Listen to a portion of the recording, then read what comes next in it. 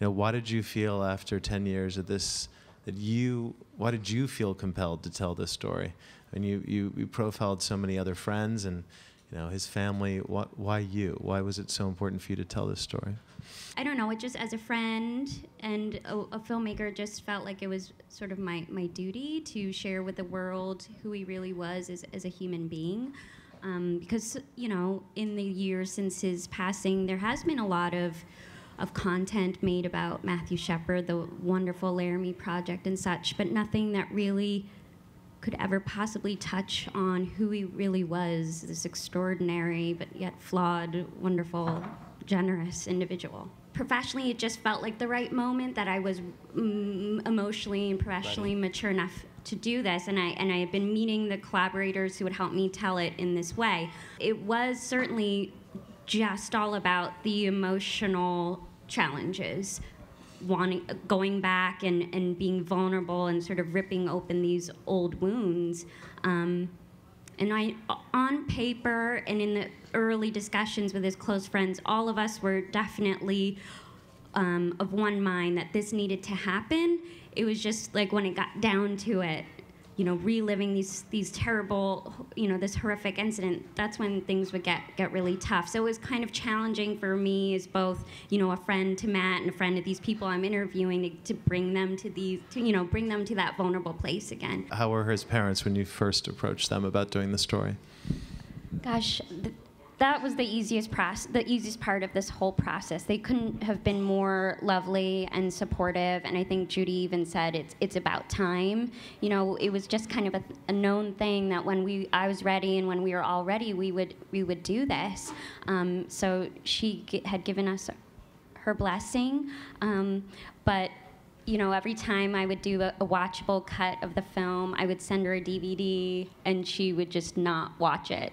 And it took her a really long time to actually watch the film, because as supportive as she was, it just wasn't something she was really, excited to see, because it's so painful. Just on a very personal level, hearing his voice again, having him there with us for 89 minutes. It's a beautiful thing, but then again, it's painful because you lose him again at the end. When you uncover someone as important to a movement as Matthew's become, important in America and important in politics, what's the most surprising thing you learned yourself going through the process of making the film, either good or bad, something you didn't know about him that came out? I mean, I'm always struck by how good people are over the course of the film, like the things that happen in the film where people do beautiful things. Because you think it's this story, it's this ugly story that you want to look away from.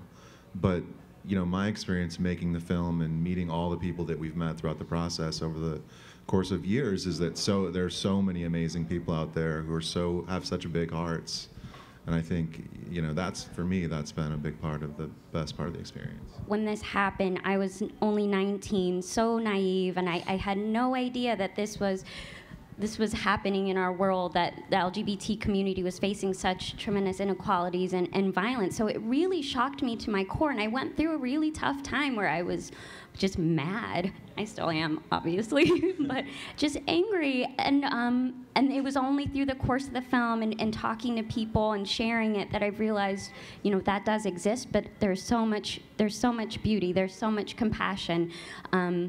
So many people just want to do something and stand up and make changes, and it's incredible to witness. Matt wasn't especially unique. He was only 21, growing up, coming of age, trying to find himself.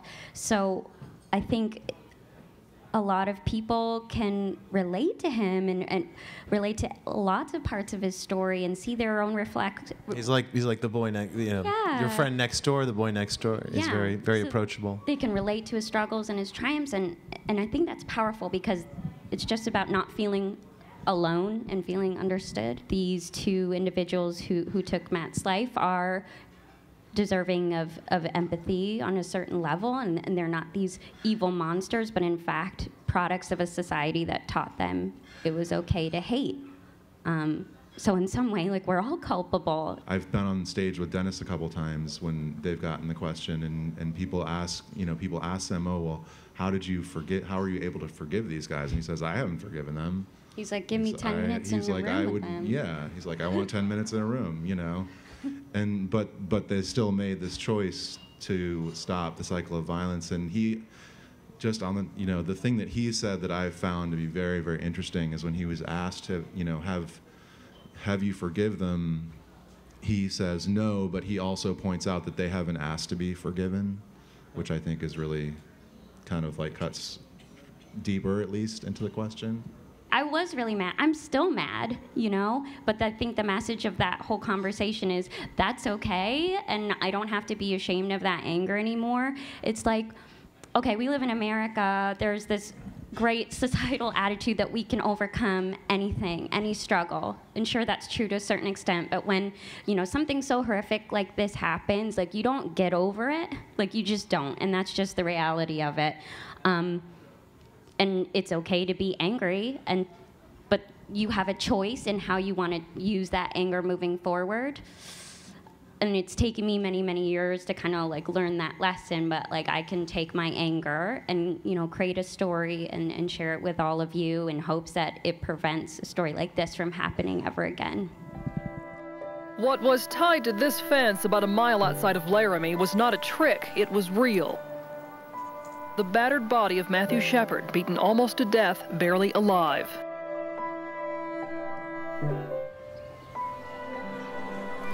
I am so pissed off. I can't stop crying. Hate and prejudice are not American values. You don't ever think things like that are going to happen to people that you know or that are close to you. I don't think we could even talk about it.